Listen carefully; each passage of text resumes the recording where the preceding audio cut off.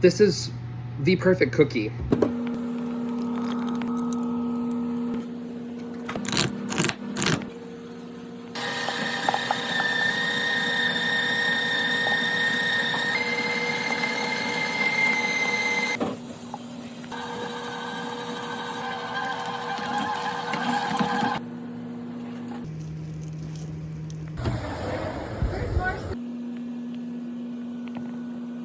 I am going to put the recipe down below.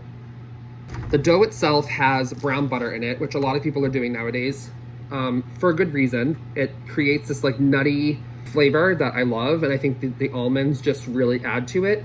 And honestly, I love the combination of the semi-sweet and the dark chocolate. Make these.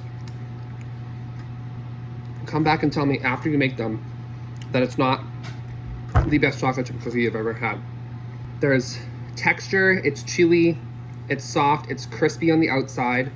Give you a little close-up action and we'll open it up. Plenty of chocolate in there. It's rare for me to brag about